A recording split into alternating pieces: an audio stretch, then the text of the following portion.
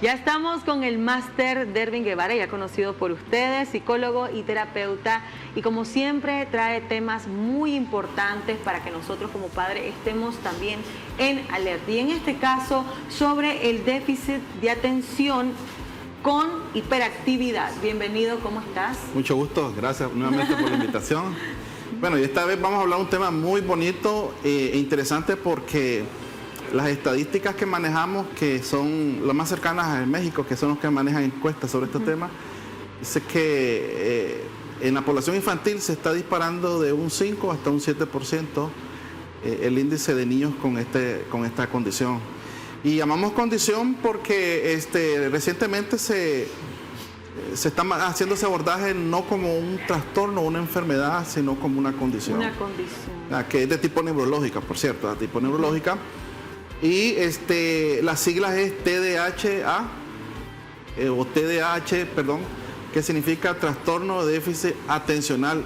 Exacto. Con o sin hiperactividad. ¿Qué significa? Que hay niños que pueden presentar el TDA, o sea, que su afectación es a nivel de atención, y lo pueden presentar con hiperactividad o únicamente con atención. Muy bien, pero ¿cómo saber un ejemplo de que una persona tiene déficit de atención? O sea, ¿hay algunas características que pueda presentar y que digamos, es que tiene déficit de atención? Sí, los clínicos básicamente nos guiamos por unos indicadores que son bien marcados. Por ejemplo, los niños, los adolescentes y adultos que tienen TDA, se caracteriza que cuando están conversando, tienen contacto social, generalmente no ven a los ojos y están distraídos en los elementos ambientales y no prestan atención a la conversación. Incluso se están moviendo cuando están conversando, ¿verdad? ¿O divagan? No divagan con el pensamiento, y esa es otra condición. Físicamente. Sino que la condición se presenta básicamente en que la atención es dispersa.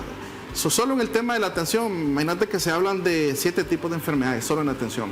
Sí. La más común es la hiperprosexia, es cuando la atención se le conoce como atención saltarina, o sea, está saltando de un estímulo a otro.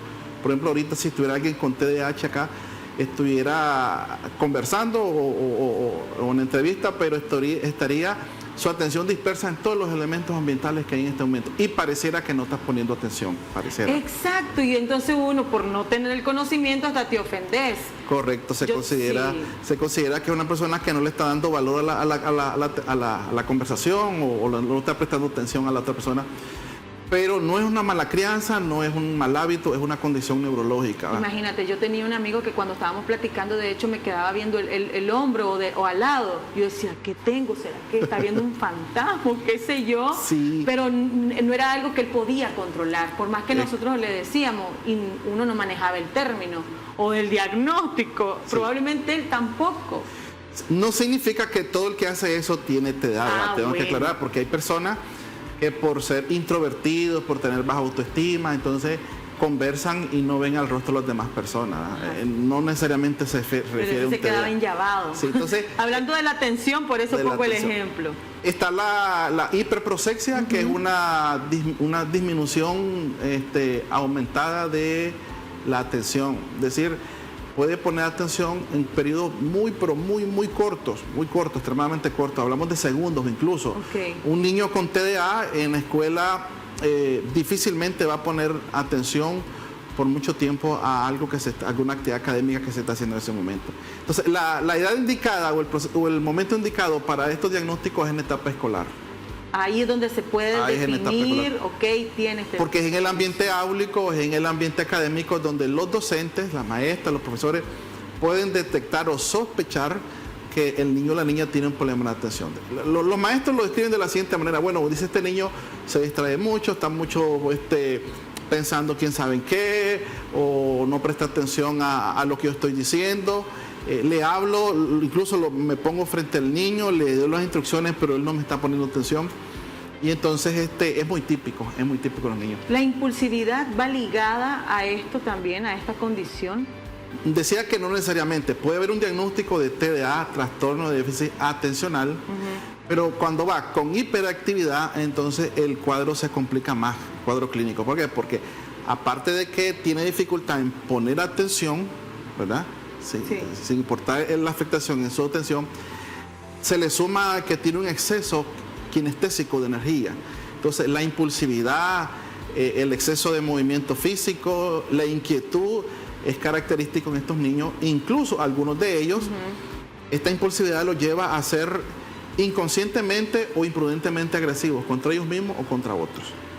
Cuando digo imprudentemente o inconscientemente es que no es que ellos proyectan una agresividad, como hay niños que presentan agresividad porque son víctimas de maltrato o son testigos de maltrato. Cuando digo una agresividad inconsciente es de que por su misma impulsividad no miden que se pueden lastimar a ellos o lastimar a otros niños por ese movimiento. Son muy bruscos para jugar, los juguetes los dañan rápidamente con mucha facilidad, los destruyen, dicen los padres, este niño destruye los juguetes. O al momento de jugar no miden ese movimiento físico, esa energía y lastiman a otros niños, se lastiman ellos. Ok, la baja tolerancia también a la frustración puede ser un indicador en esta condición. Ok, la baja tolerancia a la frustración no está relacionado al TDA ni al TDAH. Está relacionado al manejo de las emociones. Los padres somos los encargados voy a usar el término entrenar a los niños en el manejo de las emociones. Lo que pasa es que los niños con TDAH manejan altos montos de frustración, porque ellos a cierta edad están conscientes que la sociedad, la mamá, el papá, la maestra, los familiares, esperan de que él se esté quieto y no puede estar quieto. La sociedad espera que él ponga atención y no puede poner atención. Eso se le suma a que algunos de ellos pues sufren algún tipo de bullying, pues porque lo etiquetan como el inquieto, como el necio, el pajuelía, el insoportable, el Chucky, así le dicen algunos, pues, el Chucky. Y entonces esto hace que estos niños tengan que lidiar con esas emociones. Y la frustración por el hecho de que quieren hacer algo, como por ejemplo estarse quietos y no pueden. No pueden. Quieren poner atención en un tema, en un ejercicio académico y no pueden. Entonces eso hace que sus niveles de frustración se disparen. ¿Y por qué se da esto? ¿Cuál es la raíz de que un grupo de niños presente esta condición? Bueno, hasta el momento no se sabe exactamente qué lo causa. Sí, hay un estudio, pero está más orientado al diagnóstico de la hiperquinesis, que ya es una condición, un aspecto de para ponerlo en términos sencillos, de un mal funcionamiento en la sinapsis en algunas áreas específicas del cerebro de los niños. Pero el TDA como tal todavía no se sabe exactamente qué lo causa ni cómo funciona exactamente. Ok, pero si una madre durante el embarazo no se cuidó bien, digamos, en algunas prácticas, por ejemplo, droga, cigarro, eso podría ser también los factores de riesgo en este caso serían que hay un porcentaje que las mamás que sufren eclampsia o preeclampsia, al revés sería preeclampsia y eclampsia, algunos niños nacen con ciertas precondiciones para el TDA o el TDAH. Una mala praxis al momento del parto, hospitalizaciones, convulsiones, están relacionados como factores de riesgo. El consumo de alcohol y droga durante el embarazo. Durante el embarazo no está como uno de los factores de riesgo muy importantes. Está con factor de riesgo para otras condiciones como discapacidad intelectual, como autismo, como otras condiciones neurológicas, pero qué interesante. El TDAH todavía no se ha descubierto exactamente qué lo causa. Lo que sí se sabe es que cada día más y más niños son diagnosticados con esta condición. Exacto, y si no se diagnostica a tiempo, simplemente él es así, es que él es hiperactivo, salió a su tatarabuelo, y si no pasa nada, o sea, ¿qué puede pasarle a este niño en el futuro? ¿Cómo va a ser su comportamiento? ¿Se va a agravar? ¿Va a ser peor? Bueno, la principal afectación que los niños van a tener es el ámbito académico. En el ámbito académico. Es decir, no se va a organizar. No van a poder tener un aprendizaje significativo y no van a poder rendir académicamente. Algunos de ellos van a abandonar la escuela. Hay padres de familia, me ha tocado atender a esos padres de familia que dicen mejor lo saco de la escuela porque no llega a hacer nada. Es más, ya los maestros nos dijeron no hayamos nada que hacer, ya firmaron cartas de compromiso y no hayamos qué hacer con este niño, no podemos controlarlo. Una maestra en una zona rural tomó la decisión incluso de enllavar, o sea, ellos tenían verja, no puerta, entonces decía, Por ningún niño más lo hago, solo porque tengo que poner la verja y enchavar a la hora de la clase porque este niño se me sale y no lo logro controlar. Tengo que llegar a ese extremo, ¿verdad? Wow. Entonces, y a nivel en adultez, pues no es tanta la afectación porque el adulto que sufre TDAH puede llegar a tener un estilo de vida, una calidad de vida relativamente aceptable. La mayor afectación está en la niñez y en la infancia, ¿verdad? Sí. Y algunos de ellos, como decía, por su impulsividad pueden llegar a sufrir accidentes graves o causar daños a otros niños, que esa es la parte más peligrosa. Exactamente. Ahora, tal vez no va con el tema, pero la esquizofrenia está ligada a este tema si no se trata bien. No, sin duda no tiene ninguna relación. No tiene ninguna relación. La esquizofrenia pertenece a un grupo muy distinto, que es la psicosis infantil. Ok. Y no tiene ningún tipo de relación. Vamos a hacer un tema de ese porque sí me llama muchísimo la atención que estudiemos un poco qué es lo que ocurre con una persona esquizofrénica. Hay tantos casos, sí, hay tantos mitos incluso alrededor de este problema. Ok, ahora, ¿cómo se trata? El diagnóstico ya sabemos que es meramente clínico. Sí. Ok, ¿cómo se trata entonces? ¿Cómo revertir o cómo ayudar a ese niño? Ok, recordemos que es una condición. Sí. Significa que el paciente y los familiares del paciente tienen que aprender a vivir y a lidiar con esta condición.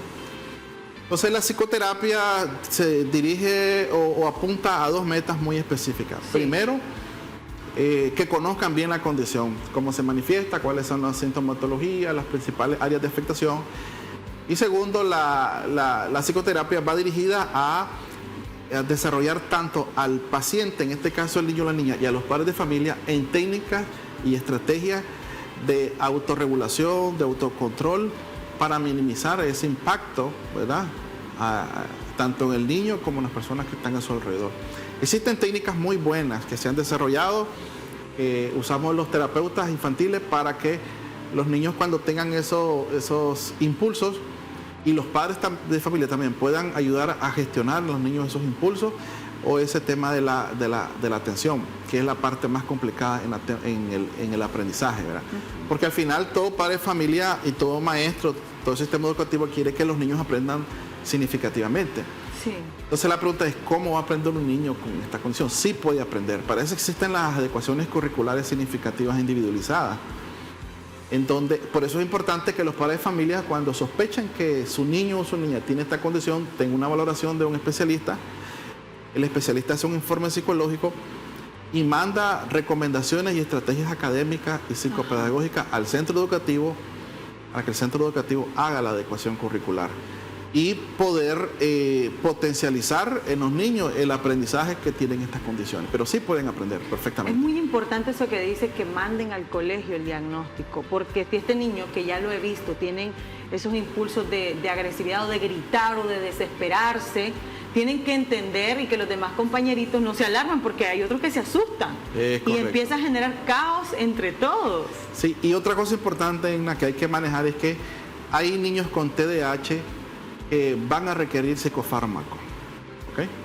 Que un psicofármaco es un componente químico que va a producir una inhibición en la sinapsis y va a bajar el nivel de dopamina y va a regular algunos comportamientos que son demasiado, pero demasiado, y quiero exagerar, demasiado impulsivos, al punto que no hay forma de que el niño esté quieto, ¿verdad? Y el papá y la mamá, pues, lo cuidan de día y noche. Hay niños que no duermen ni de día ni de noche con estas condiciones.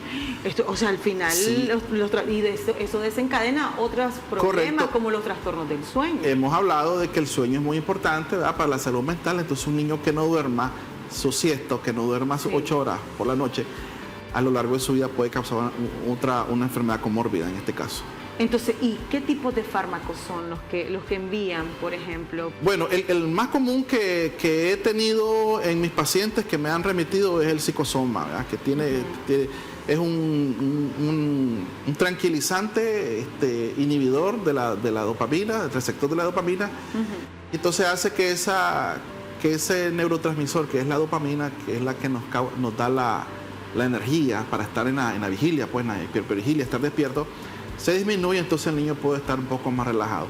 El problema es que muchos padres de familia se resisten a este psicofármaco. Entonces yo les he dicho, bueno, tiene dos opciones, ¿verdad? O quiere ver al niño por un tiempo así, un poco somnoliento, dormido, dicen algunos padres, dundo, ¿verdad? Porque pasa así con el medicamento, o quiere seguir lidiando con ese comportamiento que atenta contra su integridad y la de los demás. Entonces hay padres de familias que deciden no darle el fármaco.